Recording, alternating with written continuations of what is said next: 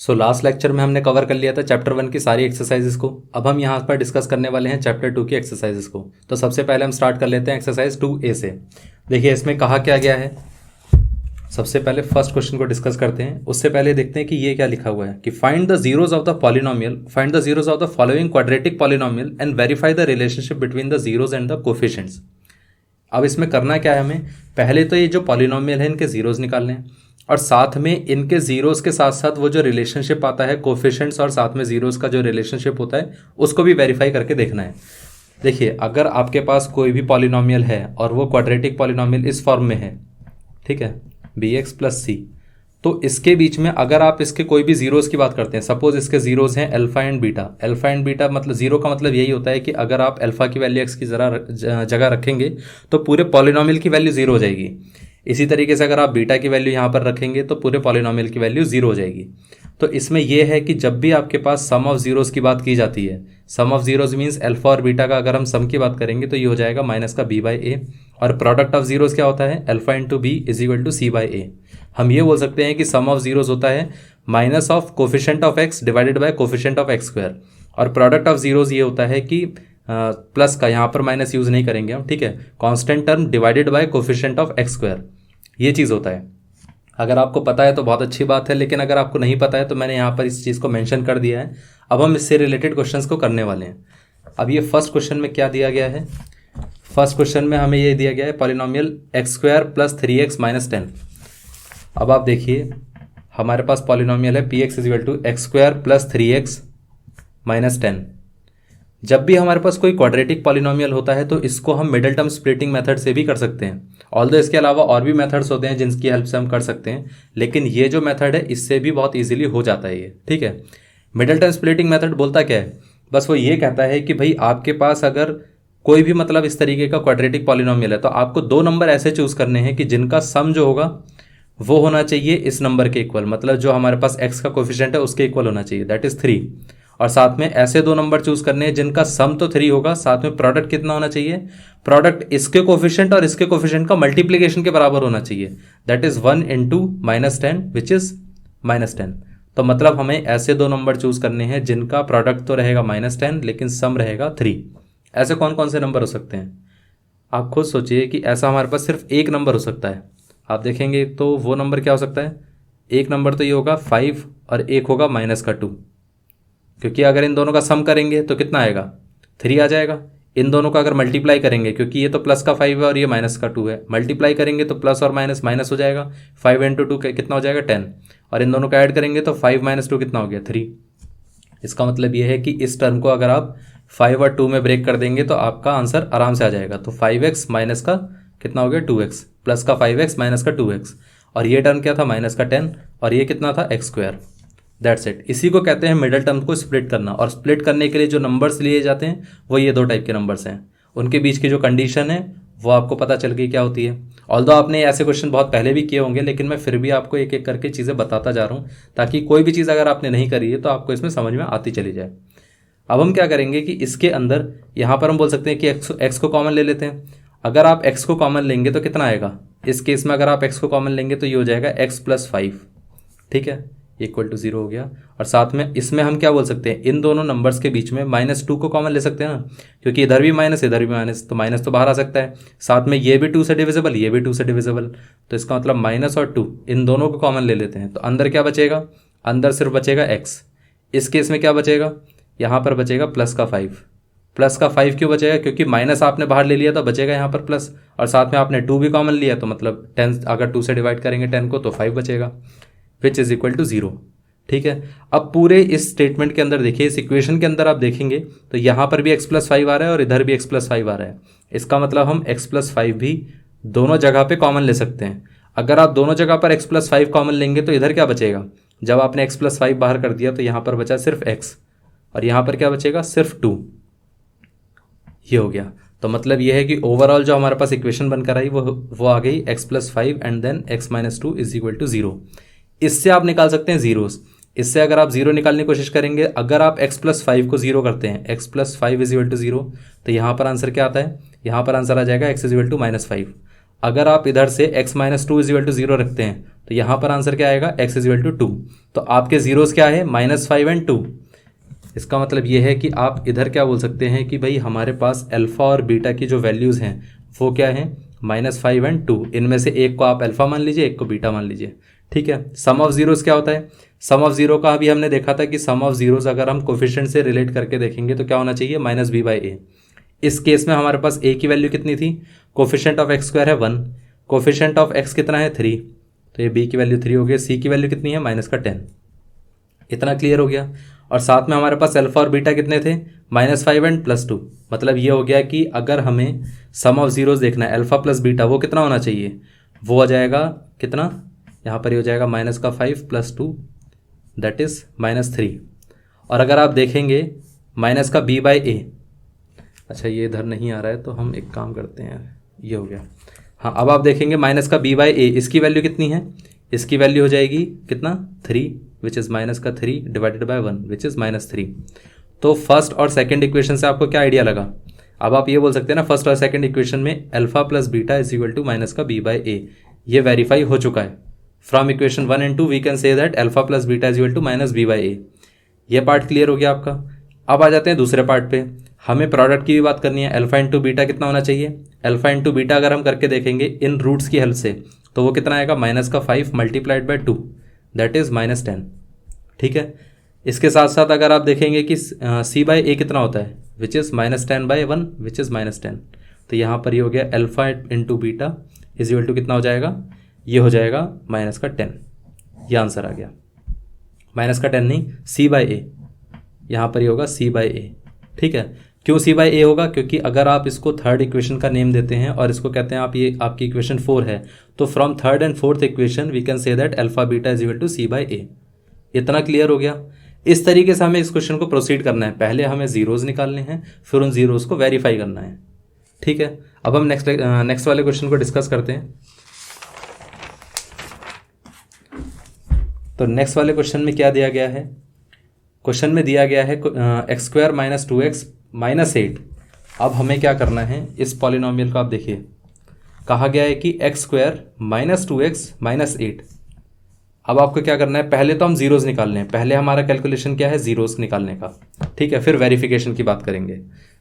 अब आप खुद सोचिए, आपके पास क्या है, ऐसे नंबर्स होना चाहिए ना जिनके सम कितना होना चाहिए। अगर आप इस मिडल टर्म को स्प्लिट करेंगे तो ऐसे नंबर आपके पास होना चाहिए जिनका सम होना चाहिए -2, लेकिन प्रोडक्ट कितना होना चाहिए, प्रोडक्ट होना चाहिए इन दोनों नंबर्स का मल्टीप्लिकेशन, दैट इज़ ये इसका कोफिशिएंट 1 हो गया और इसका -8, तो ये कितना हो जाएगा, मतलब ऐसे नंबर होने चाहिए जिनका सम होगा -2 और प्रोडक्ट होगा -8।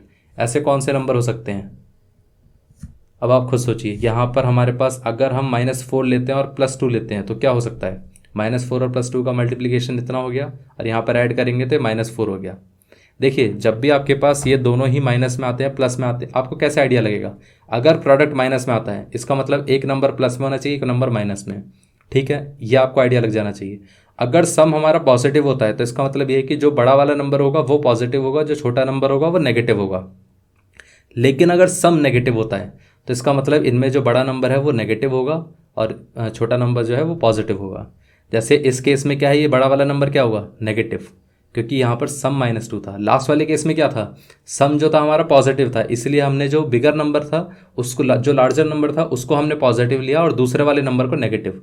इस तरीके से आपको आइडिया लग सकता है, जल्दी आप आइडिया लगा सकते हैं, अदरवाइज कैलकुलेट तो आप फिर भी कर सकते हैं। ठीक है, तो यहाँ पर क्या था हमारे पास, x² - 2x - 8। अगर हम जीरो से इक्वेट करेंगे तो हमारे पास पॉलिनोमियल के जीरोस आ जाएंगे। इसको आपको स्प्लिट करना है। स्प्लिट आपने किस में किया, -4x + 2x, क्योंकि -4x + 2x अगर आप ऐड करके देखेंगे तो -2x ही आएगा और बाकी के बचे हुए नंबर्स 8 और यहाँ पर x² इज इक्वल टू कितना हो गया, 0। इसमें आप कॉमन ले सकते हैं x को। अगर आप x को कॉमन लेंगे तो यहाँ पर बचेगा x - 4।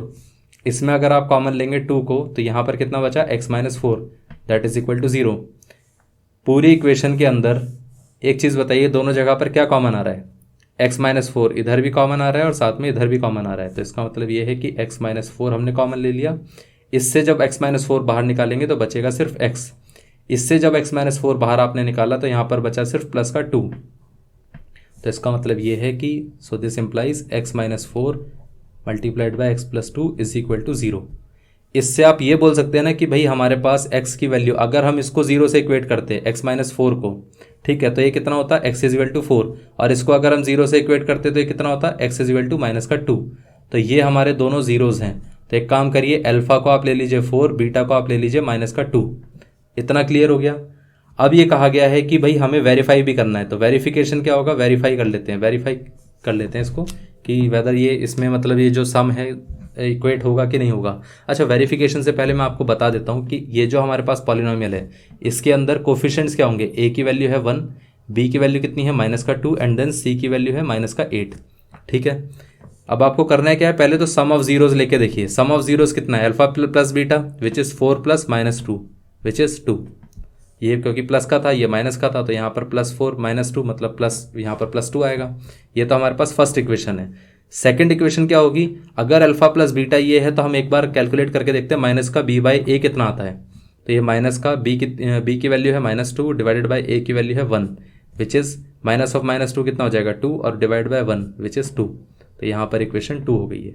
अब from first and second equation, from equation 1 and 2 we can say that alpha plus beta is equal to minus का b by A.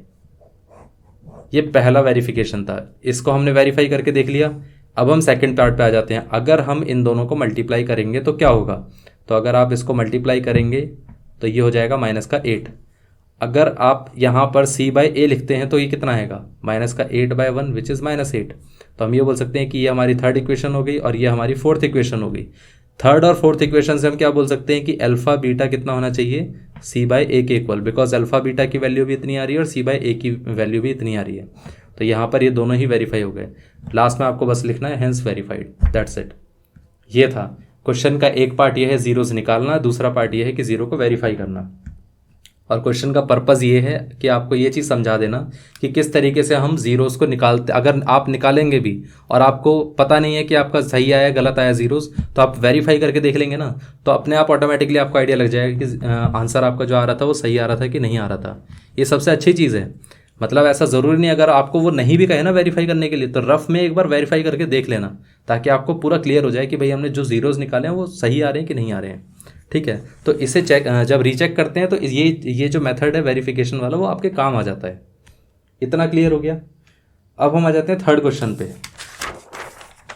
Question number third question में क्या दिया गया है, कहा गया है कि x square plus 7x plus 12, ये हमारे पास पॉलिनोमियल है। X square plus 7x plus 12। पहले हम कोफिशिएंट्स की बात करते हैं। a की वैल्यू होगी 1 क्योंकि एक्स स्क्वायर का कोफिशिएंट था 1, b की वैल्यू होगी 7 और c की वैल्यू कितनी होगी 12। ठीक है, अब आप देखिए कि इसके अंदर सबसे पहले तो हमें क्या करना है, जीरोस को कैलकुलेट करना है, जीरोस को निकालना है। ठीक है, तो मेथड क्या होता है, middle term splitting method. Middle term splitting method के अंदर सबसे पहले हम क्या करते हैं, सम ऑफ द नंबर्स क्या होना चाहिए, ऐसे दो नंबर जिनका सम कितना होना चाहिए 7 के इक्वल, और साथ में इनका प्रोडक्ट कितना होना चाहिए, प्रोडक्ट होना चाहिए इन दोनों नंबर्स के प्रोडक्ट के इक्वल, मतलब इसके कोफिशिएंट और इसके। ठीक है, तो यहाँ पर 1 इंटू 12 के इक्वल होना चाहिए, दैट इज़ 12। ऐसे दो नंबर चाहिए जिनका सम 5 हो, जिनका सम 7 हो और साथ में मल्टीप्लिकेशन 12 हो।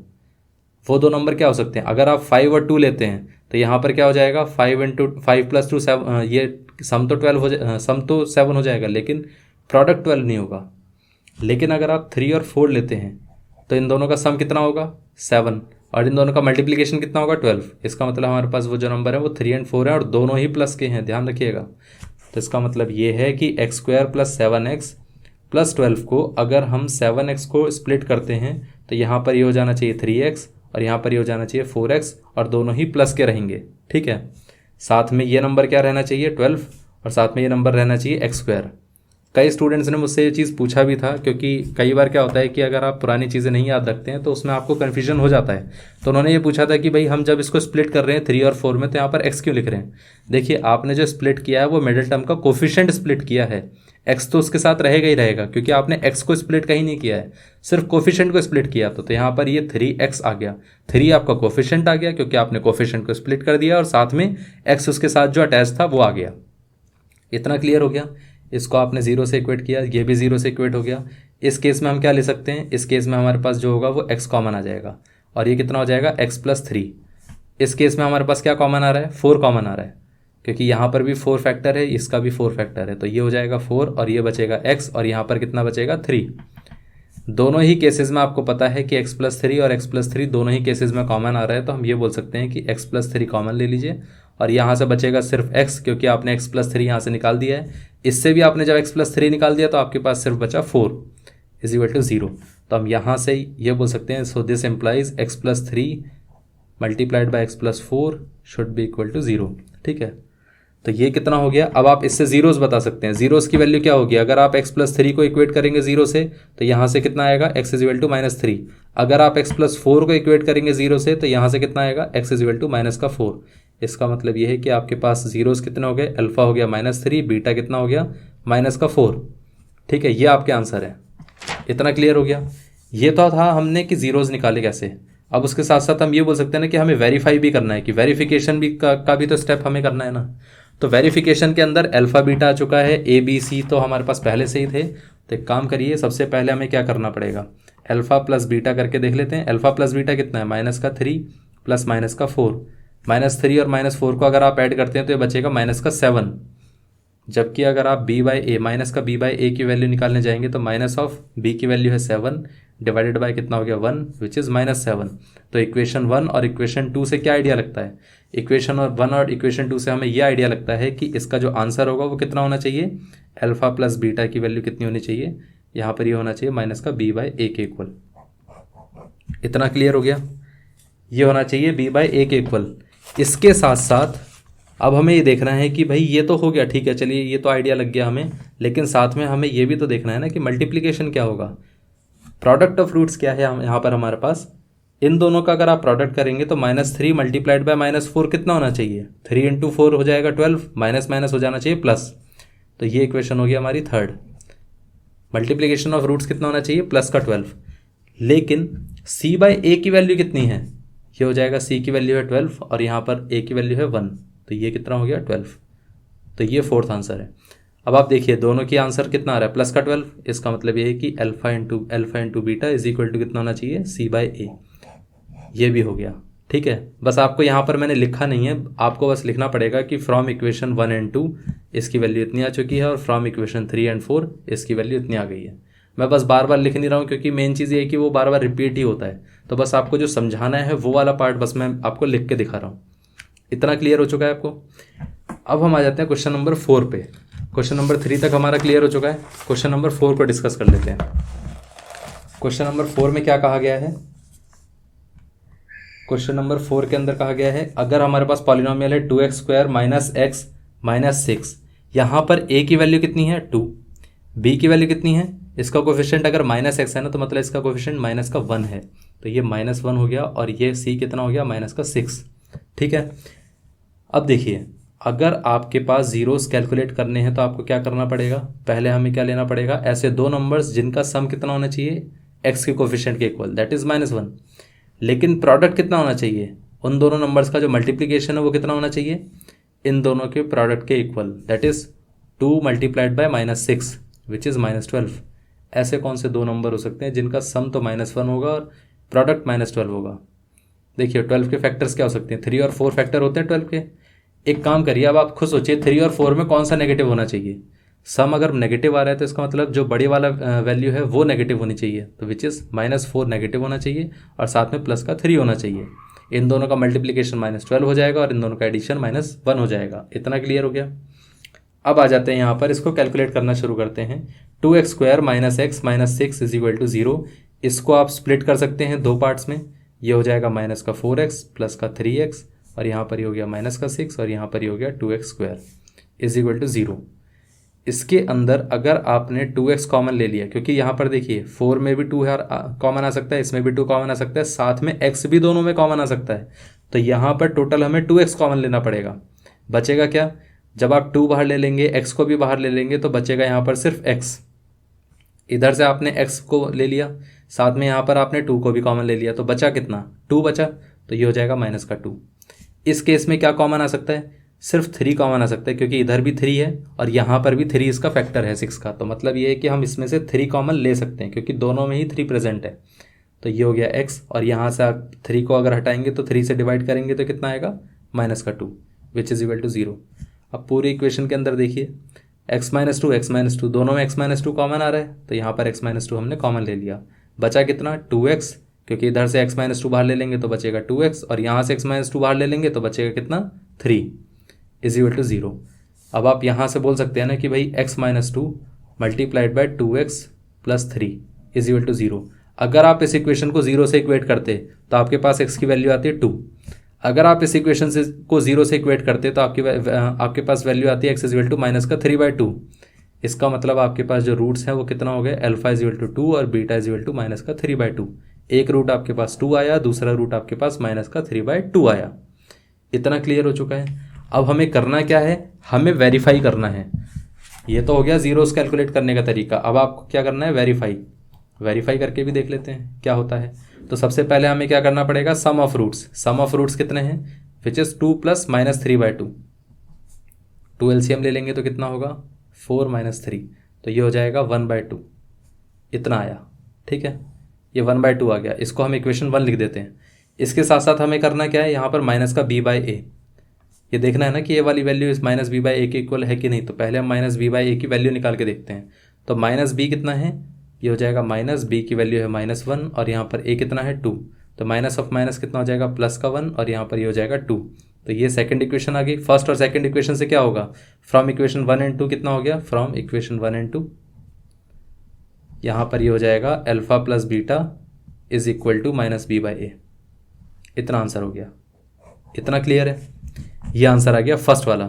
अब आ जाते हैं सेकंड पार्ट पे, product of roots, multiplication of roots कितना होना चाहिए, alpha into beta which is 2 × -3/2। यहाँ पर 2 से कैंसिल आउट हो जाएगा, बचेगा सिर्फ -3। ये हो गई इक्वेशन थर्ड। और यहाँ पर साथ में c/a को भी हमें चेक करना है, तो ये कितना हो जाएगा -6/2। 2 इससे कैंसिल आउट हुआ तो बचा 3, माइनस तो एज इट इज रहेगा इंटैक्ट, तो ये हो गया -3। तो ये कितना हो गया इक्वेशन नंबर 4। थर्ड और फोर्थ इक्वेशन से हम क्या बोल सकते हैं, from equation third and fourth we can say that alpha into beta is equal to c/a। ये आंसर है। इतना क्लियर हो चुका है। ये हमारे पास सम आ गया, ये हमारे पास प्रोडक्ट आ गया, इसको भी हमने वेरीफाई कर लिया और साथ में जीरोस को भी कैलकुलेट कर लिया। सो ओवरऑल आंसर हमारा आ चुका है। अब हम आ जाते हैं क्वेश्चन नंबर 5 पे।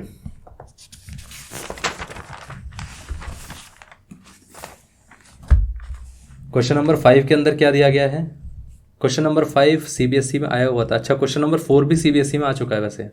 क्वेश्चन नंबर 5 है 4x² - 4x - 3। तो यहाँ पर हमें करना क्या है, क्वेश्चन नंबर 5 4x², यहाँ पर पॉलिनोमियल है 4x² - 4x - 3। ठीक है, ये हमारे पास पॉलिनोमियल दिया गया है। अब पहले हम देख लेते हैं a की वैल्यू कितनी होगी 4, b की वैल्यू कितनी होगी -4, और c कितना हो गया -3। ठीक है, अब आपको करना क्या है, सबसे पहले तो आपको जीरोस कैलकुलेट करने हैं। जीरोस कैलकुलेट करने का मतलब ये है कि आपको मिडिल टर्म स्प्लिटिंग मेथड यहाँ पर यूज़ करना पड़ेगा। मिडिल टर्म स्प्लिटिंग मेथड के लिए ऐसे दो नंबर चाहिए जिनका सम कितना होना चाहिए -4 के इक्वल। ठीक है, और जिनका प्रोडक्ट कितना होना चाहिए, जिनका प्रोडक्ट इन दोनों के प्रोडक्ट के इक्वल होना चाहिए, which is 4 multiplied bye -3, which is 4 × 3 12 हो जाएगा, ये माइनस का 12 हो जाएगा। अब आप देखिए, सम अगर आप लेते हैं -4, प्रोडक्ट अगर आप लेते हैं -12, तो 3 और 4 तो नहीं हो सकता है। लेकिन आप 6 और 2 को लेके देखेंगे ना, एक हो गया 6, एक हो गया 2, तो 6 × 2 12 होता है। अब इसमें से एक नेगेटिव होना चाहिए, एक पॉजिटिव होना चाहिए, क्योंकि ये -12 आ रहा है। नेगेटिव कौन सा होगा वो इससे पता चलेगा, क्योंकि सम क्या है -4, इसका मतलब बड़ी वाली वैल्यू नेगेटिव होनी चाहिए और स्मॉलर वैल्यू पॉजिटिव होनी चाहिए। ये 2 नंबर आ चुके हैं।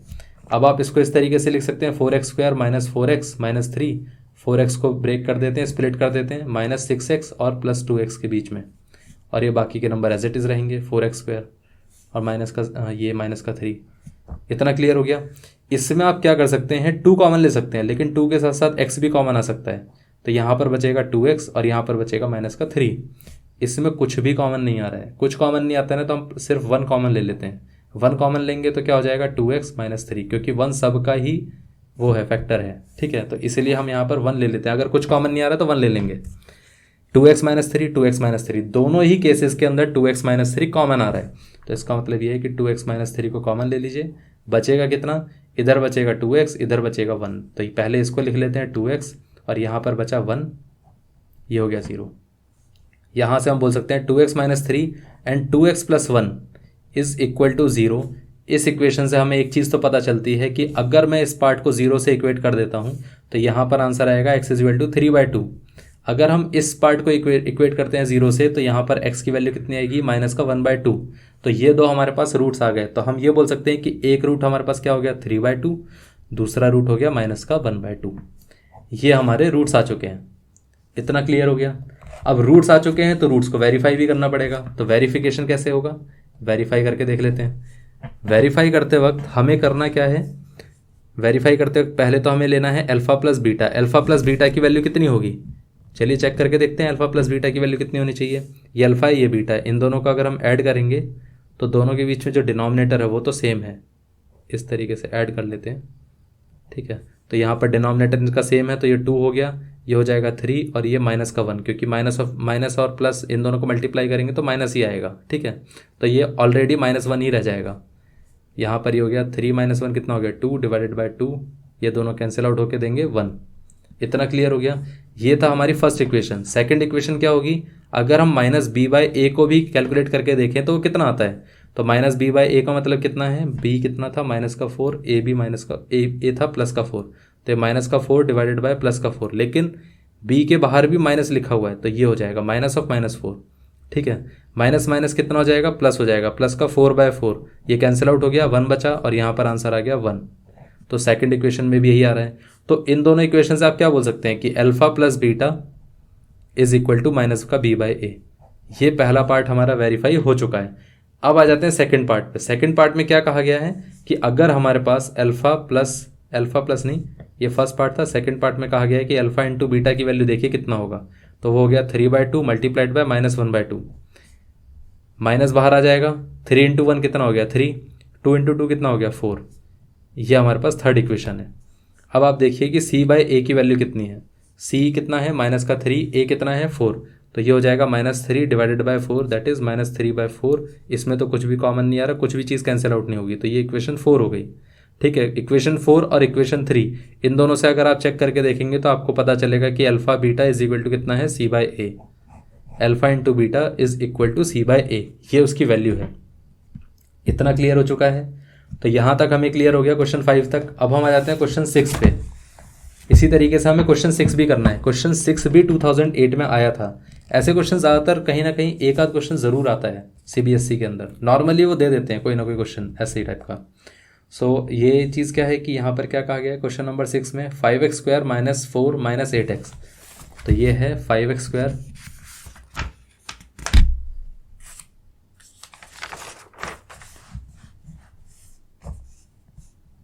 क्वेश्चन नंबर 6 में 5x² - 4 - 8x। अब एक्चुअली इन्होंने ये क्वेश्चन क्यों दिया है मैं आपको बता देता हूँ, ताकि ये चीज़ कंफ्यूज करने के लिए कि आप सबसे पहले A, B और C में कंफ्यूज हो। दूसरा कंफ्यूजन करने के लिए कि भाई आप middle term splitting method use करेंगे तो इसको स्प्लिट करेंगे, ठीक है, कहीं इसको स्प्लिट ना करें। तो ये कन्फ्यूजन के लिए दिया गया है। जब भी हमारे पास इस तरीके से पॉलिनोमियल दिया जाए तो सबसे पहले उसको रीअरेंज करिए। पहले x² का कोफिशिएंट, फिर उसके बाद x का कोफिशिएंट आना चाहिए, फिर उसके बाद कांस्टेंट टर्म आना चाहिए। अब यहाँ से हम पहले एक काम करते हैं, A, B और C की वैल्यू लेके देखते हैं कितनी होगी। अगर आपके पास A की वैल्यू यहाँ पर कितनी होगी 5, बिकॉज x² का कोफिशिएंट 5 है। B की वैल्यू होगी -8, क्योंकि x का जो कोफिशिएंट है वो 8 नहीं है, वो माइनस है, क्योंकि 8 के आगे भी यहाँ पर माइनस है। और C की वैल्यू कितनी होगी, C की वैल्यू हो जाएगी -4। इतना क्लियर हो गया। अब आप देखिए इसके अंदर A, B, C तो हमारे पास आ चुका है। अब हमें करना क्या है, सबसे पहले तो जीरोस को कैलकुलेट करना है। जीरोस को अगर आप कैलकुलेट करेंगे तो यहाँ पर आप देखेंगे कि सम कितना होना चाहिए वैल्यूज़ का। ऐसे दो नंबर चाहिए जिनकी वैल्यूज़ का सम जो होगा वो -8 के इक्वल होना चाहिए, और साथ में जो प्रोडक्ट है वो किसके इक्वल होना चाहिए, वो होना चाहिए इसके और इसके प्रोडक्ट के equal, that is 5 multiplied by -4 which is 5 4 20, और ये माइनस रह जाएगा तो यहाँ पर -20 इतना है। अब आपके पास ऐसे नंबर होने चाहिए जिनका प्रोडक्ट तो कितना है -20, सम कितना है 8, वो भी -8। देखिए अगर ऐसे कोई भी दो नंबर देखेंगे, पहले माइनस छोड़ दीजिए, माइनस भूल जाइए। अगर आपके पास सम होता 8 और 20, प्रोडक्ट होता 20 और यहाँ पर सम होता 8, तो आप क्या करते हैं, आपके पास वो दो नंबर कौन से आते हैं, एक आता 10 और एक आता 2।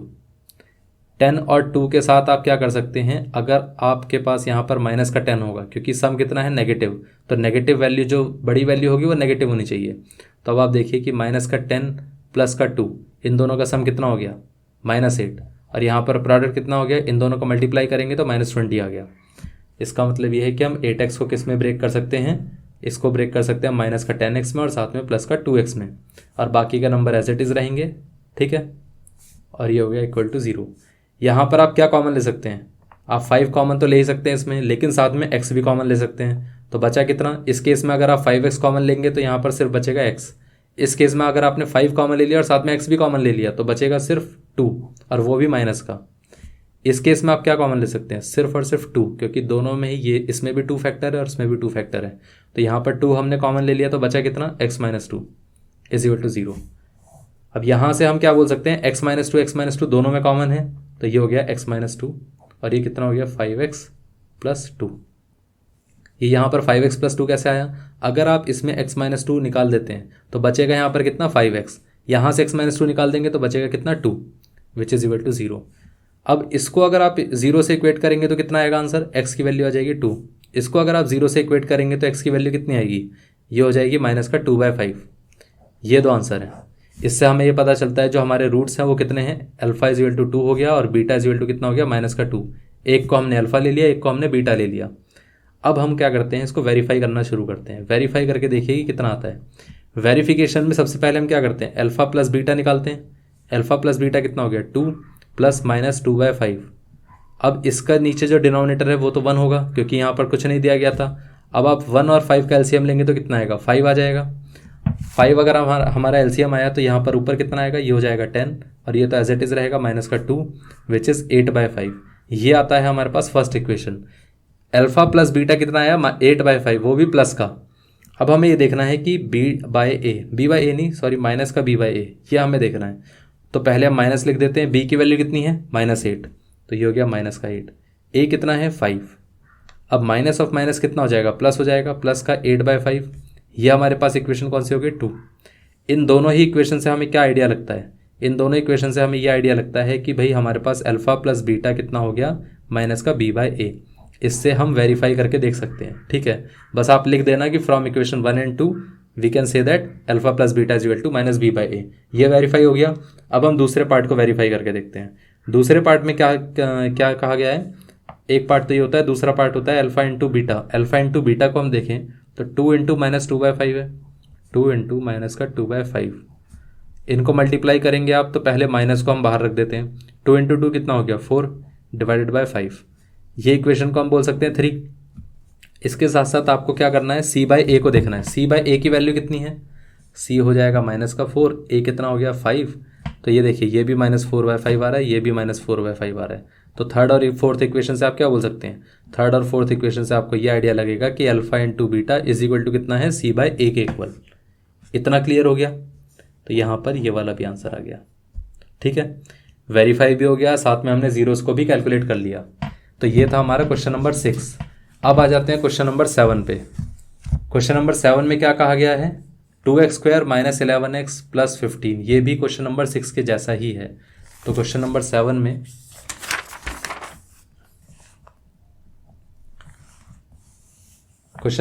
में दिया गया है, पॉलिनोमियल है हमारे पास px = 2x² - 11x + 15। a की वैल्यू कितनी हो गई 2, b कितना हो गया, b हो गया -11 और c कितना हो गया +15। ये a, b और c है। अब हमें करना क्या है, इसके साथ साथ हमें सबसे पहले ज़ीरोज़ निकालने हैं। जब भी हम ज़ीरो की बात करते हैं तो क्या करेंगे हम, सबसे पहले तो हमें ज़ीरोज़ कैलकुलेट करने हैं, फिर उसके बाद वेरीफाई करेंगे। तो ज़ीरोज़ कैलकुलेट करने के लिए हम क्या करेंगे, ऐसे दो नंबर हमें चाहिए जिनका सम किसके इक्वल होना चाहिए, जिनका सम इस मिडल वैल्यू के इक्वल होना चाहिए, दैट इज़ -11। ठीक है, और साथ में उनका जो प्रोडक्ट है, उन दोनों नंबर्स का जो प्रोडक्ट है वो इन दोनों के प्रोडक्ट के इक्वल होना चाहिए, दैट इज़ 2 × 15।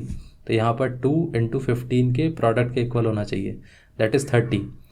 अब आप देखिए कि 30 किस किस से आता है, एक तो 2 × 15 से आता है, लेकिन हमें 2 और 15 ले लेंगे तो 11 तो हमारे पास आ ही नहीं पाएगा किसी भी तरीके से अगर निकाल के देखें। लेकिन आप खुद सोचिए कि आपके पास 6 × 5 से भी तो आता है 30। ठीक है, और अगर दोनों ही नेगेटिव हों तो प्लस का 30 भी आ जाएगा और साथ में माइनस का 11 भी आ जाएगा, क्योंकि दोनों का ऐड करेंगे तो -11 क्रिएट हो जाएगा। इतना क्लियर हो गया। इसको आप ब्रेक कर सकते हैं। अब हमने स्प्लिट कर लिया ना, क्योंकि मिडिल टर्म को अगर आप स्प्लिट करेंगे -6 और -5 में, तो ये हो गया -6x और ये हो गया -5x। बाकी के जो बचे हुए नंबर्स हैं उनको एज इट इज़ लिख दीजिए, और यहाँ पर ये 2x² था इक्वल टू 0। इतना क्लियर हो गया। अब इसको सॉल्व करना शुरू करते हैं। यहाँ पर है 2x² और यहाँ पर है 6x, तो आप 2 कॉमन ले सकते हैं क्योंकि दोनों में ही 2 कॉमन आ रहा है, दोनों कोफिशिएंट में। साथ में x भी आपका कॉमन आ सकता है क्योंकि दोनों ही जगह पे, एक पे x² है तो एक पे x है, तो दोनों में ही x प्रेजेंट है। तो इसमें आप देखेंगे 2 आपने बाहर ले लिया, x आपने बाहर ले लिया, तो बचा क्या? सिर्फ और सिर्फ एक x। इसमें आपने x को बाहर ले लिया, साथ में 2 को भी बाहर ले लिया, तो बचा कितना? सिर्फ -3। इसमें आप अगर 5 को कॉमन लेते हैं, अच्छा एक काम करिए, अगर 5 को आप कॉमन लेंगे तो ये -5 को कॉमन ले लीजिए। अगर 5 को कॉमन लेंगे तो क्या बचेगा? यहाँ पर बचेगा x और यहाँ पर क्या बचेगा? देखिए अगर आपने माइनस यहाँ से बाहर कॉमन लिया तो यहाँ पर बचेगा -3। क्यों -3 बचेगा? ताकि माइनस माइनस मल्टीप्लाई होकर फिर यहाँ पर +15 आए, तो इसलिए हमने अगर एक माइनस बाहर निकाला है तो इसको भी माइनस में कन्वर्ट करना पड़ेगा। ठीक है, इतना क्लियर हो गया। तो ये हो गया 0।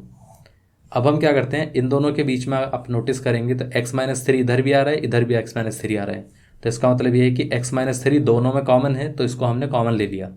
अब बचेगा कितना? 2x, और यहाँ पर कितना बचा? सिर्फ 5, वो भी माइनस का। ये हो गया। अब x-3 मल्टीप्लाइड बाय 2x - 5। आपको अब करना क्या है, अगर आपको जीरोस निकालने हैं तो पहले इस वैल्यू को 0 से इक्वेट करके देखिए।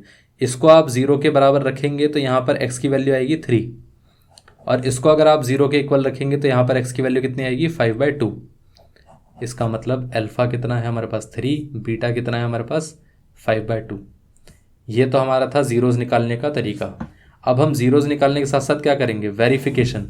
तो अब हम वेरीफाई करना शुरू कर देते हैं। वेरीफाई करके देखते हैं कि कितना आता है। अल्फ़ा प्लस बीटा कितना आएगा? सम ऑफ रूट्स क्या था? ये रूट्स हैं, तो इन दोनों का सम करके देखते हैं कितना आता है। तो ये हो जाएगा alpha plus beta which is 5/2। दोनों का एलसीएम लेंगे तो 2 आएगा। यहाँ पर ये कितना हो गया? 6 + 5। इसका क्योंकि एलसीएम हमने 2 लिया था, इधर नीचे 1 था, तो जैसे आपका 2 एलसीएम आया तो 2 से इसको भी मल्टीप्लाई करना पड़ेगा। तो ये 6 + 5 कितना हो गया? 11/2। ये हमारे पास इक्वेशन 1 आ गई।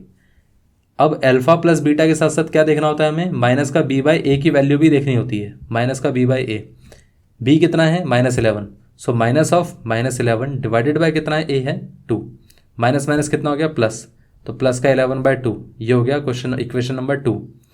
यहाँ से हम क्या बोल सकते हैं कि अगर हमारे पास ये इक्वेशन 1 है, ये इक्वेशन 2 है, फ्रॉम इक्वेशन 1 एंड 2 क्या होगा? फ्रॉम इक्वेशन 1 एंड 2 ये कितना हो गया? Alpha plus beta is equal to minus का b/a। इतना क्लियर हो गया? ये आंसर है। अब जैसा हमने यहाँ पर सम के लिए निकाला था, हमें क्या करना पड़ेगा? प्रोडक्ट के लिए भी निकाल के देखना पड़ेगा कितना आएगा। मल्टीप्लिकेशन अगर हम करके देखते हैं दोनों रूट्स का, तो ये हो जाएगा 3 मल्टीप्लाइड बाय ये हो गया 5/2। इसको मल्टीप्लाई करेंगे तो कितना आएगा? 3 × 5 15 डिवाइडेड बाय कितना हो गया? 2। और साथ में हमारे पास जो कोफिशिएंट्स है वो कितना है? c/a। c/a की वैल्यू कितनी है? c है 15 और यहाँ पर a कितना है? 2। तो ये हो जाएगा 15 डिवाइडेड बाय 2। खैर अब इसको कुछ सॉल्व तो कर नहीं सकते, 15/2 तो एज इट इज़ ही रहेगा। तो यहाँ पर हमारे पास इक्वेशन क्या हो गई? 3, और ये इक्वेशन हो गई हमारे पास 4। अब हम ये बोल सकते हैं ना कि इक्वेशन 3 और 4 से क्या आंसर आएगा? From equation 3 and 4 alpha into beta is equal to c/a। हम इसको इस तरीके से लिख सकते हैं, यही आंसर है। तो मतलब दोनों चीज़ें वेरीफाई भी हो गई और साथ में हमने जीरोस भी कैलकुलेट कर लिए। इतना क्लियर हो गया? चलिए फिर अगर आपका 6th क्वेश्चन क्लियर हो गया है तो अब हम आ जाते हैं क्वेश्चन नंबर 7 पे। क्वेश्चन नंबर 7 के अंदर क्या दिया गया है? क्वेश्चन नंबर 6 था या क्वेश्चन नंबर 7 था? ये क्वेश्चन नंबर 7 था, सॉरी। ये क्वेश्चन नंबर 8 पे आ जाते हैं अब हम। क्वेश्चन नंबर 8 में क्या दिया गया है? अच्छा, कोफिशिएंट्स यहाँ पर इन्होंने हमें रूट में दिए गए हैं, तो √3, 2√3 और ये यहाँ पर √3। ठीक है, तो 8th क्वेश्चन के अंदर कहा गया है कि हमारे पास जो पॉलिनोमियल है, पॉलिनोमियल की वैल्यू कितनी है? 2√3 x² माइनस का 5x प्लस √3। ये हमारे पास पॉलिनोमियल दिया गया। अब इस पॉलिनोमियल में करना क्या है हमें? सबसे पहले तो हम a, b और c की वैल्यू बता देते हैं। a की वैल्यू हो गई 2√3, b की वैल्यू हो गई माइनस का 5 और साथ में c की वैल्यू कितनी हो गई? √3। जब भी हम इसका मिडिल टर्म स्प्लिटिंग करते हैं तो हमें ऐसे दो नंबर चाहिए होते हैं जिनका सम कितना होना चाहिए? सम होना चाहिए इस मिडिल टर्म के इक्वल, मतलब इस मिडिल टर्म के कोफिशिएंट के इक्वल, दैट इज -5। और साथ में उन दोनों का जो प्रोडक्ट है वो कितना होना चाहिए? प्रोडक्ट होना चाहिए इसके और इसके प्रोडक्ट के equal, that is 2√3 multiplied by कितना होना चाहिए, 2√3 मल्टीप्लाइड बाय √3। √3 और √3 को मल्टीप्लाई करेंगे तो कितना आ जाएगा, 3 आ जाएगा, और 2 तो यहाँ पर था ही, तो 2 × 3 विच इज़ 6। तो प्रोडक्ट है 6 और साथ में सम है -5। ऐसे कौन से नंबर हो सकते हैं जिनका मल्टीप्लिकेशन प्लस का 6 है और साथ में सम कितना है, -5। अब आप देखिए ये प्लस में है, तो या तो दोनों प्रोडक्ट दोनों रूट्स जो होंगे वो प्लस प्लस होंगे या माइनस माइनस के होंगे। अब आपको पता कैसे चलेगा, सम आपका क्या है, नेगेटिव। इसका मतलब दोनों रूट्स नेगेटिव होने चाहिए ताकि आपका सम ओवरऑल नेगेटिव आए और प्रोडक्ट आपका पॉजिटिव आए। तो वो क्या हो सकते हैं, -3 और -2। इनको मल्टीप्लाई करेंगे तो +3 आएगा और इनको ऐड करेंगे तो -5 आएगा। तो इसका मतलब ये है कि अगर आपको ज़ीरोस कैलकुलेट करने हैं तो आपको करना क्या होगा, 2√3x² - 5x + √3 = 0। इसको आपको ब्रेक करना है दो हिस्सों में, विच इज़ -3x और साथ में -2x। यहाँ पर ये हो गया +√3 और साथ में ये कितना हो गया, 2√3x²। इतना हो गया। इसको हम 0 से इक्वेट कर देते हैं। अब आप देखिए इस केस में आपके पास क्या कॉमन आ रहा है, सिर्फ और सिर्फ x ही कॉमन आ रहा है, उसके अलावा कुछ भी कॉमन नहीं आ रहा है। ठीक है, वैसे x के साथ साथ एक और चीज़ कॉमन आ सकती है। अगर इसमें देखिए आप 3 को भी तो ऐसे लिख सकते हैं ना, आप √3 का स्क्वायर दैट इज़ √3 × √3, ये भी हो सकता है। तो आप √3 को भी कॉमन ले लीजिए। यहाँ पर अगर आप √3 को कॉमन ले लेंगे तो क्या बचेगा, यहाँ पर अगर आपने √3 कॉमन ले लिया तो ये बचेगा 2 और यहाँ पर बचेगा x, क्योंकि आपने एक x तो बाहर ले लिया। इस केस में क्या बचेगा, x तो आपका बाहर चला गया। अब यहाँ पर क्या बचेगा, √3। अगर हम 3 को देखें तो इसके अंदर 2 √3 होते हैं, तो इसका मतलब ये है कि एक √3 आपके पास बचा, इतना बचा बस। इसमें क्या आप कॉमन ले सकते हैं, देखिए अगर हम माइनस का 1 कॉमन लेंगे इसमें, क्योंकि वैसे तो कुछ कॉमन आ नहीं रहा है, लेकिन हमने माइनस कॉमन ले लिया, माइनस बाहर ले लिया। ठीक है, -1 हो जाएगा तो ये हो जाएगा 2x। अब ये प्लस था तो ये भी माइनस हो जाएगा, = 0। तो इस केस में हम ये बोल सकते हैं ना कि भाई हमारे पास 2x - 3 2x - √3, तो ये हो गया 2x - √3, दोनों में कॉमन ले लो। तो इसमें क्या बचेगा, इसको आपने बाहर ले लिया तो यहाँ पर बचेगा √3 का x, और यहाँ पर आपने बाहर ले लिया कॉमन तो इसमें बचा सिर्फ -1। इसको इक्वेट कर दो 0 से। तो अब हम ये बोल सकते हैं ना कि 2x - √3 मल्टीप्लाइड बाय √3 + √3x - 1 = 0। यहाँ से हम बोल सकते हैं कि इसको अगर आप 0 से इक्वेट करेंगे तो कितना आएगा, x = √3/2, और इसको अगर आप 0 से इक्वेट करेंगे तो x की वैल्यू कितनी आएगी, 1/√3। दोनों वैल्यूज़ आ चुकी हैं। अब हम क्या बोल सकते हैं कि अल्फ़ा हमारे पास एक रूट आ गया, हमारे पास √3/2, और दूसरा रूट कितना आ गया, बीटा = 1/√3। इतने रूट्स आ गए। अब आपको इसमें वेरीफाई करके देखना है कि क्या ये जो हमने रूट्स निकाले हैं वो सही आए हैं या नहीं आए हैं। चलिए वेरीफाई भी करके देख लेते हैं। हमारे पास रूट्स तो आ गए थे, अब वेरिफिकेशन में वेरीफाई करके देखते हैं क्या होगा। सबसे पहले तो हम सम की बात कर लेते हैं। अच्छा, इसको भी मैंने इस तरीके से कर दिया। पहले हम कर देते हैं alpha plus beta. Alpha plus beta की वैल्यू कितनी होनी चाहिए, यहाँ पर ये हो जाएगा √3/2 + 1/√3। इन दोनों का अगर आप एलसीएम लेंगे तो ये हो जाएगा 2√3, और यहाँ पर कितना हो जाएगा, √3 से मल्टीप्लिकेशन करेंगे तो ये हो जाएगा 3, और इसका इससे मल्टीप्लिकेशन करेंगे तो ये हो जाएगा 2। तो इसकी वैल्यू आ जाएगी 5 / 2√3। इतना आया फर्स्ट इक्वेशन। साथ में हम ये बोल सकते हैं ना कि भाई अगर अल्फ़ा प्लस बीटा इतना है तो हमें चेक करना है कि -b/a कितना है। -b/a की वैल्यू भी निकाल के देखते हैं। b कितना था, -5, तो ये -5 हो जाएगा, डिवाइडेड बाय a कितना था, 2√3। तो यहाँ से भी वैल्यू कितनी आएगी, माइनस माइनस प्लस हो गया, तो प्लस का 5/2√3। यह हमारे पास सेकंड इक्वेशन है। इधर से और इधर से दोनों वैल्यू सेम आ रही हैं, तो इसका मतलब हम क्या बोल सकते हैं, इसका मतलब ये है कि alpha plus beta is equal to -b/a। ये पहला वेरिफिकेशन का स्टेप कंप्लीट हो चुका है। अब हम देखते हैं कि इन दोनों का प्रोडक्ट क्या रहेगा। अल्फ़ा इंटू बीटा कितना होना चाहिए, ये हो जाएगा √3 डिवाइडेड बाय 2 मल्टीप्लाइड बाय 1/√3। दोनों के बीच में √3 कैंसिल आउट हो सकता है, बचेगा सिर्फ 1/2। ये तो था अल्फ़ा इंटू बीटा। अब हम ये बोल सकते हैं कि ये इसकी वैल्यू कितनी है। यहाँ पर हमने क्या कर रहा था कि अल्फ़ा इंटू बीटा निकाला है, लेकिन साथ में हमें c/a भी निकालना पड़ेगा इनको वेरीफाई करने के लिए। तो c/a की वैल्यू कितनी है, c था √3, a कितना था 2√3। तो इसका मतलब ये हो गया कि √3 डिवाइडेड बाय 2√3। तो दोनों में ही √3 कैंसिल आउट हो जाएगा, यहाँ पर कैंसिल आउट होकर 1 बचेगा, और यहाँ पर कितना बचेगा 2। तो ये भी हो गया 1/2। इसको हम बोल देते हैं इक्वेशन 3, इसको हम बोल देते हैं इक्वेशन 4। तो हम ये बोल सकते हैं ना कि from equation 3 and 4 we can say that alpha into beta is equal to c/a। ये आंसर है। इतना क्लियर हो गया। दोनों ही चीज़ें हमें क्लियर हो चुकी हैं। क्वेश्चन नंबर 8 के अंदर वेरीफाई भी कर लिया, साथ में हमने रूट्स भी निकाल लिया। मतलब हमने जो आंसर निकाला था वो सही था। वेरिफिकेशन का मतलब बस यही होता है ना कि चेक करके देखना कि हमारा आंसर सही था कि नहीं था। अगर इतना पार्ट क्लियर हो चुका है तो अब हम आ जाते हैं क्वेश्चन नंबर 9 पे। क्वेश्चन नंबर 9 में क्या कहा गया है, कहा गया 4x² - 4x + 1। क्वेश्चन नंबर 9 में पॉलिनोमियल हमें दे दिया गया है। पॉलिनोमियल क्या दिया गया है, 4x² - 4x + 1, ये पॉलिनोमियल है।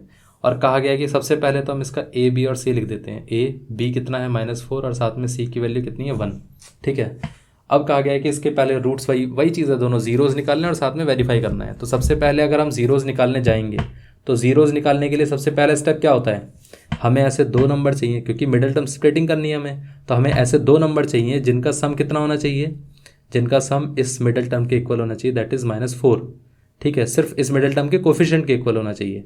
और साथ में जो प्रोडक्ट है उन दोनों नंबर्स का वो क्या होना चाहिए, वो इन दोनों के मल्टीप्लिकेशन के इक्वल होना चाहिए, दैट इज़ 4 × 1। तो ये कितना हो गया, 4 × 1 दैट इज़ 4। ऐसे कौन से दो नंबर हैं जिनका मल्टीप्लिकेशन 4 आता है लेकिन सम -4 आता है, तो वो हो जाएंगे -2 -2। दोनों का ही अगर आप मल्टीप्लिकेशन करके देखेंगे तो कितना आ जाएगा, प्रोडक्ट आएगा 4 और सम आ जाएगा -4। इसमें हम ये बोल सकते हैं ना कि भाई यहाँ पर ये हो गया 4x²। अब इसको आप स्प्लिट करके देखिए तो ये कितना हो जाएगा, ये हो जाएगा -2x और ये हो गया -2x, ये हो गया +1। इस क्वेश्चन को सिर्फ इस तरीके से ही नहीं कर सकते, और भी दूसरा तरीका है इस क्वेश्चन को करने का, वो भी मैं आपको बताऊंगा। इसमें अब आप देखिए कि अगर आप इसमें 2 कॉमन लेंगे, साथ में आपने x भी कॉमन ले लिया, तो बचा कितना, यहाँ पर बचेगा 2 और साथ में x। यहाँ पर क्या बचेगा, कुछ भी नहीं, सिर्फ 1 बचेगा। इसमें आपने क्या करा, -1 कॉमन ले लिया, तो यहाँ पर बचेगा 2x और यहाँ पर ये हो गया -1 विच इज़ इक्वल टू 0। ठीक है, दोनों ही केसेस में 2x - 1 हम कॉमन ले सकते हैं, इसमें भी और इसमें भी। तो ये हो गया 2x - 1, यहाँ पर ये कितना बचा 2x और यहाँ पर कितना हो गया -1 इज इक्वल टू 0। इसको आप 0 से इक्वेट करेंगे तो x की वैल्यू कितनी आएगी 1/2। इसको भी आप 0 से इक्वेट करेंगे तो x की वैल्यू कितनी आएगी 1/2। दोनों ही रूट सेम आ रहे हैं और रूट सेम आ भी जाते हैं। ठीक है, अब कब आते हैं रूट सेम ये भी मैं आपको अभी बताऊंगा। तो यहाँ पर अल्फ़ा कितना हो गया 1/2, बीटा कितना हो गया 1/2, ये दोनों आ चुके हैं। अब हम ये बोल सकते हैं ना कि भाई हमें वेरीफाई करना है। वेरीफाई करने के लिए सबसे पहले क्या करना होता है, वेरिफिकेशन के लिए सबसे पहले हमें दोनों का सम करके देखना पड़ेगा कि क्या होगा। सम करके देखेंगे तो 1/2 + 1/2 ये कितना हो गया, 2 अगर कॉमन लेंगे तो 1 + 1 दैट इज़ 2/2, तो ये कैंसिल आउट होकर 1 बचेगा।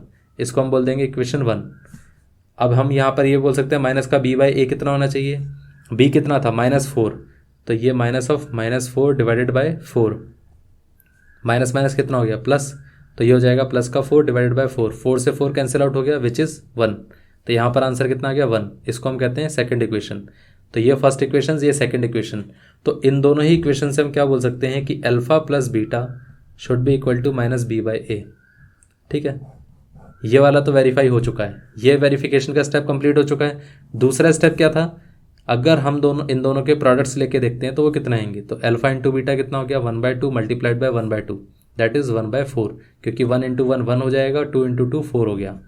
साथ में c/a कितना होगा, c था 1 और साथ में a कितना था 4, तो ये बोल सकते हैं 1/4। तो इसको अगर हम इक्वेशन 3 लिखें, इसको अगर हम इक्वेशन 4 लिखें, तो यहाँ पर आप स्टेटमेंट लिख दीजिएगा कि from equation 3 and 4 we can say that alpha into beta is equal to c/a। ये भी वेरीफाई हो गया, हैंस वेरीफाइड। ये एक तरीका था इस क्वेश्चन को सॉल्व करने का। दूसरा तरीका क्या था इस क्वेश्चन को सॉल्व करने का, अगर आपके पास इक्वेशन जब इस तरीके से है 4x² - 4x + 1, आप देखिए कि ये इक्वेशन किस टाइप के फॉर्म में बन के आ रही है। अगर आप देखेंगे ना तो ये px इज इक्वल टू कितना था, इसको आप बोल सकते हैं ना कि पूरा परफेक्ट स्क्वायर, ये 2 का स्क्वायर है 4 और ये x² है, तो आप इसको इस तरीके से ही बोल सकते हैं 2x का होल स्क्वायर। 1 को आप क्या बोल सकते हैं +1 का होल स्क्वायर। इसको आप क्या बोल सकते हैं -2 multiplied bye 2, 2x multiplied by 1। अब आप देखिए ये a² माइनस का 2ab + b², ये वाला फार्मूला बनना है ना, जो आपके पास फार्मूला होता है a² माइनस का 2ab + b², ये एक फार्मूला होता है ना, जिसमें a की वैल्यू कितनी है 2x, यहाँ पर भी a की वैल्यू 2x, b की वैल्यू 1, यहाँ पर भी b की वैल्यू 1।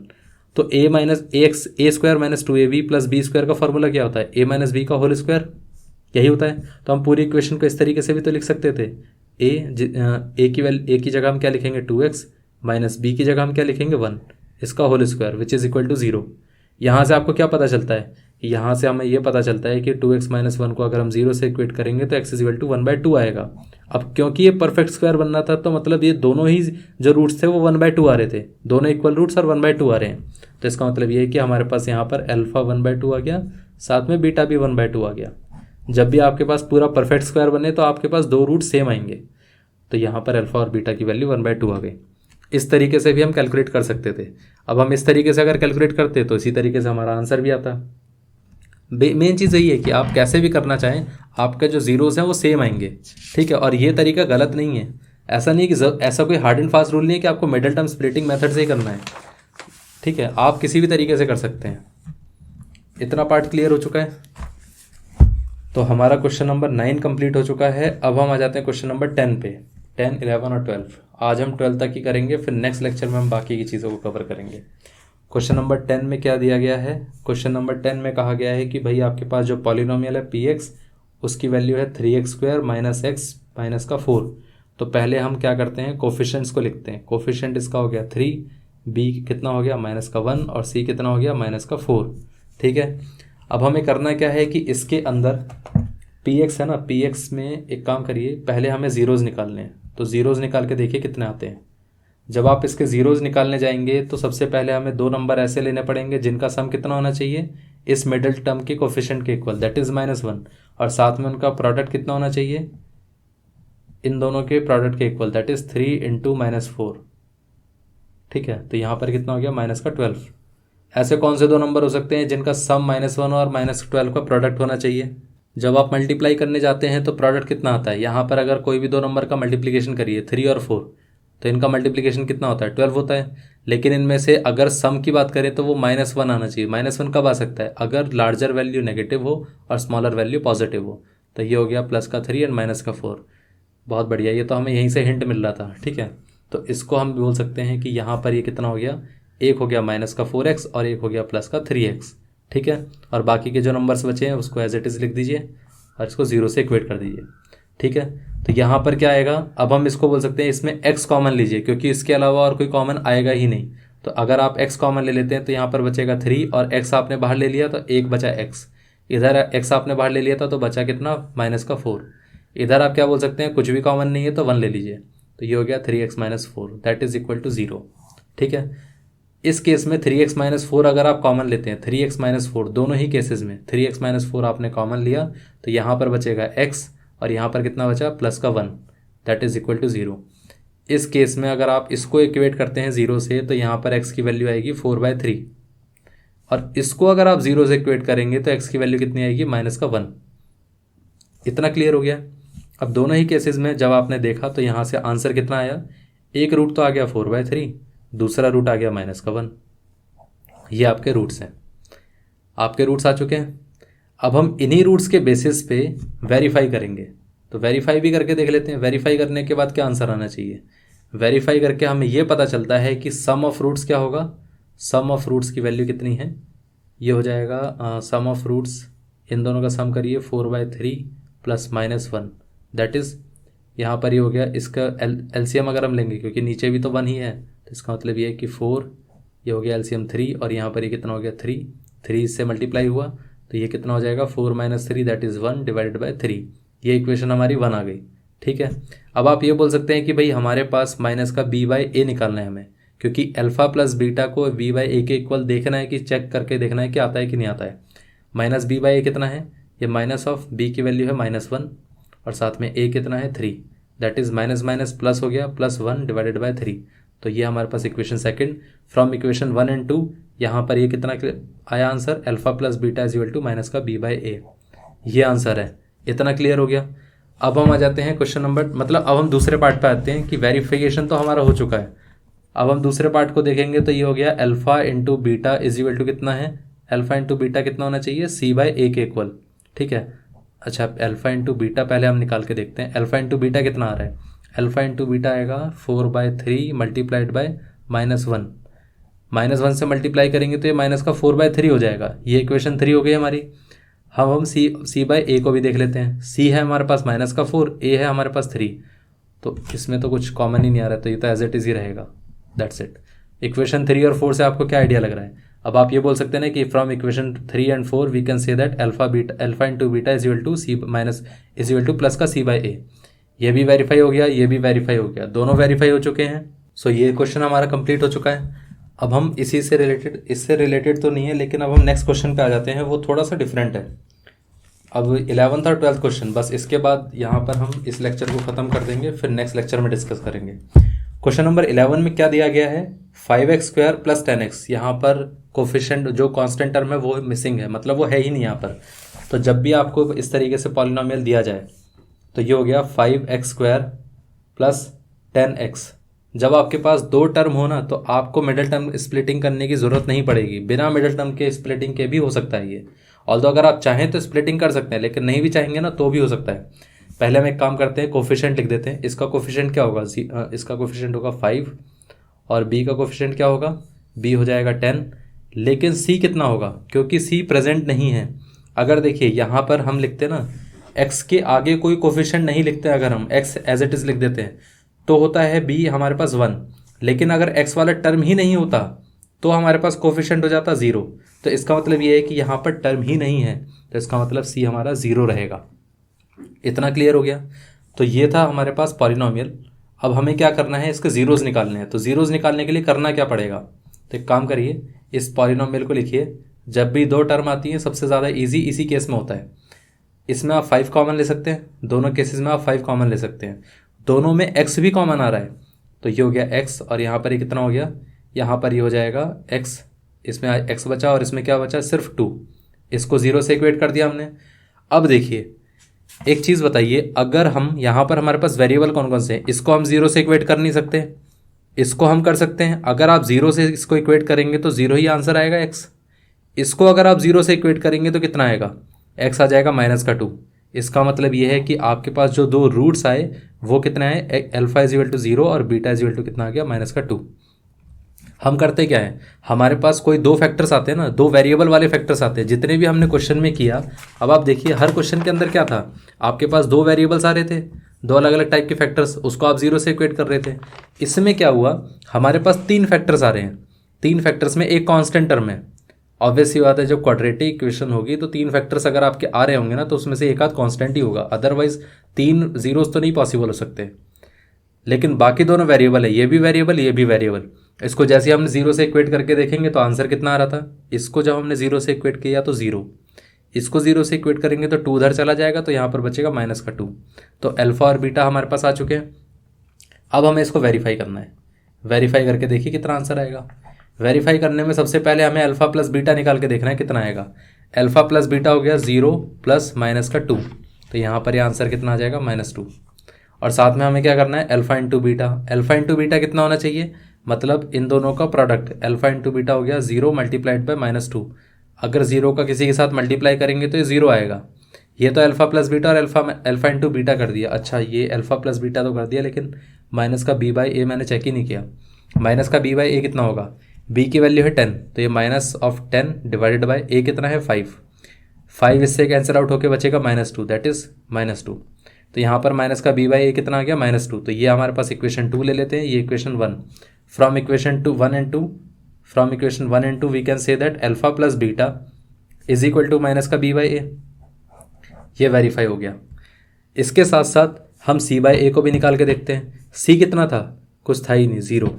a कितना था, 5। 0 डिवाइडेड बाय एनी नंबर क्या होता है, 0 होता है। तो अब हम इसको बोल देते हैं इक्वेशन 4, और यहाँ पर क्या हो गया, इक्वेशन 3। ये भी 0 ये भी 0। From equation 3 and 4 we can say that alpha into beta is equal to कितना हो गया, c/a। ये हमारे पास आंसर आया है। इतना क्लियर हो गया। तो ये क्वेश्चन आपको पूरा क्लियर हो चुका है कि किस तरीके से हमें निकालना था। अब हमने इसमें दो टर्म ये वाले देखे थे, लेकिन आप देखिए यहाँ पर कांस्टेंट मिसिंग था। अब आप इसके बाद जो नेक्स्ट वाला क्वेश्चन है ना, उसके अंदर आप देखेंगे कि यहाँ पर कोफिशिएंट ऑफ x मिसिंग है। ठीक है, क्वेश्चन नंबर 12 में क्या दिया गया है, 8x² - 4। इसको हम कैसे सॉल्व करेंगे ये देखते हैं। अगर आपके पास इस तरीके से दिया जाए, सपोज आपके पास यहाँ पर क्या दिया गया है, ये क्वेश्चन नंबर 12 में यहाँ पर दिया गया polynomial is equal to 8x² - 4। जब भी आपके पास इस तरीके का नंबर हो, एक कांस्टेंट और एक इस यहाँ पर x², तो आप इसको कैसे सॉल्व करेंगे पहले ये देखते हैं। अच्छा, पहले हम कोफिशिएंट लिख देते हैं। इसको कोफिशिएंट हो गया 1, x का टर्म ही नहीं है तो इसका मतलब b की वैल्यू हो गई 0, और c कितना हो गया, -4। इतना क्लियर हो गया। अब आप देखिए इसका मिडिल टर्म स्प्लिटिंग तो नहीं होगा, करेंगे क्या हम इसको, हम यहाँ पर क्या करेंगे 4 कॉमन ले लेते हैं पहले। 4 कॉमन लेने के बाद बचेगा क्या 2x² माइनस का 1। आपको एक फॉर्मूला याद होगा कि अगर हम यहाँ पर a² माइनस b² अगर हमारे पास आता था तो हम उसको स्प्लिट कर देते थे a minus b multiplied by a plus b के फॉर्म में। यहाँ पर कुछ ऐसा बन सकता है क्या? अब आपको लगेगा कि भाई 2 तो किसी का स्क्वायर नहीं है तो फिर कैसे बनेगा। हम इसको इस तरीके से भी तो बोल सकते हैं ना कि भाई हमारे पास ये हो गया 4 और यहाँ पर हमने इसको लिख दिया √2 का स्क्वायर और ये x², ये माइनस का 1 का स्क्वायर हो गया ये, ठीक है। इसको अब हम इस तरीके से लिख सकते हैं ना कि 4 ये √2 इंटू एक्स इसका होल स्क्वायर माइनस 1 का whole square is equal to 0, ठीक है। ये a² माइनस b² वाला फॉर्मूला अप्लाई हो सकता है यहाँ पर। तो ये कितना हो जाएगा a minus b that is √2x minus 1 और a plus B √2x plus 1, इतना हो गया। जब आप इसको 0 से इक्वेट करके देखेंगे तो इसको अगर आपने 0 से इक्वेट किया तो कितना आएगा √2x minus 1 is equal to 0। तो यहाँ पर आंसर कितना आएगा, x की वैल्यू आ जाएगी 1/√2। इतना क्लियर है, मतलब आपके पास अल्फा की वैल्यू आ गई कितनी 1/√2। इसके साथ साथ अगर आप इसको इक्वेट करेंगे 0 से तो यहाँ पर कितना आएगा √2x plus 1 is equal to 0। तो यहाँ पर x की वैल्यू कितनी आ गई 1 इधर जाएगा तो -1 हो जाएगा, √2 फिर कहाँ पर था इधर था √2x, तो यहाँ पर x इज इक्वल टू कितना हो गया माइनस का 1/√2, इतना आ गया, ये हो गया, ठीक है। तो इसको हम क्या बोल सकते हैं, अच्छा अगर ये रूट आया तो हम इसको ही बोल देते हैं बीटा इज इक्वल टू -1/√2, ये आ गया। अल्फा और बीटा आ चुके हैं। अब हमें क्या करना है, इसको वेरीफाई करके देखना है। ये तो हमने जीरोस कैलकुलेट किए थे, अगर आप वेरीफाई करके देखेंगे तो ये कितना आएगा। वेरिफिकेशन के केस में अल्फा प्लस बीटा हम बोल सकते हैं। अल्फा प्लस बीटा कितना होगा, अल्फा प्लस बीटा इन दोनों का addition that is 1/√2 plus minus का 1/√2। अब देखिए जितना प्लस में है उतना ही माइनस में है, तो मतलब एक दूसरे को ये कैंसिल आउट कर देंगे दोनों को, क्योंकि ये प्लस ये माइनस एक दूसरे को कैंसिल आउट करके क्या आएगा 0। साथ में आप माइनस बी बाई ए निकाल के देखिए, माइनस ऑफ बी की वैल्यू कितनी है 0, ए कितना है 1, दैट इज माइनस ऑफ 0 कितना हो जाएगा 0 हो जाएगा ना। 0 को किसी से मल्टीप्लाई करो या डिवाइड करो, आंसर ओवरऑल 0 ही आना है। तो फर्स्ट और सेकंड इक्वेशन से हम क्या बोल सकते हैं, from equation first and second we can say that alpha plus beta is equal to minus का बी बाई ए, ये आंसर आ गया। पहला वेरिफिकेशन वाला स्टेप तो कंप्लीट हो गया। सेकंड वाला क्या है, अल्फा इंटू बीटा इन दोनों को मल्टीप्लाई करके देखते हैं, 1/√2 मल्टीप्लाइड बाय माइनस 1/√2। अब आप देखिए इन दोनों को जब आप मल्टीप्लाई करते हैं तो यहाँ पर पहले माइनस कॉमन आ गया, ये कितना हो गया 1 इंटू 1 कितना हो गया 1 हो जाएगा। √2 इंटू √2 कितना हो गया, √2 का स्क्वायर दैट इज 2, √2 का स्क्वायर 2 होता है। तो यहाँ पर इन दोनों का प्रोडक्ट हो गया -1/√2, -1/√2 नहीं -1/2। और साथ में यहाँ पर c बाई ए की वैल्यू कितनी है, c बाई ए की वैल्यू हम निकालेंगे तो c कितना था -4, दैट इज़ यहाँ पर c हो जाएगा -4 और a मैंने यहाँ पर क्या बेवकूफ़ी करी है, ये a 1 नहीं रहेगा 8 रहेगा, ठीक है। तो यहाँ पर ये हो जाएगा 8, तो ये 4 इससे कैंसिल आउट हो गया और यहाँ पर ये आंसर कितना आ गया -1/2। अब आप देखिए इसमें यही चीज़ होता है कि अगर आप कुछ गलत भी करेंगे ना तो वेरिफिकेशन के टाइम पे आपको आइडिया लगी जाएगा कि आपने क्या गलत किया है, तो आप ऑटोमेटिकली उसको सही कर देंगे। इसीलिए वेरिफिकेशन काफ़ी प्रॉफिटेबल रहता है, इसलिए आपको वेरीफाई करना आना चाहिए और करके देखते रहना चाहिए, फ़ायदा रहेगा आपको। अब alpha into beta is equal to कितना आ गया c बाई ए, तो यहाँ से हम ये बोल सकते हैं कि product of roots is also equal to c by A. तो यहाँ पर ये फर्स्ट भी वेरीफाई हो गया, सेकंड भी वेरीफाई हो गया, तो टोटल सारा वेरीफाई भी हो गया और इसका मतलब ये क्लियर हो गया कि ये जो दोनों रूट्स थे हमारे वो सही आए हैं। ये पार्ट आपका क्लियर हो गया है। अभी तक हमने क्वेश्चन नंबर 12 तक कंप्लीट कर लिया है। नेक्स्ट लेक्चर में हम कवर करने वाले हैं क्वेश्चन नंबर 13 से लेकर क्वेश्चन नंबर 21 तक, फिर उसके बाद हम डिस्कस करेंगे एक्सरसाइज 2B को। सो आई होप आपको ये पूरा लेक्चर क्लियर हो चुका होगा। So thank you very much for watching the video.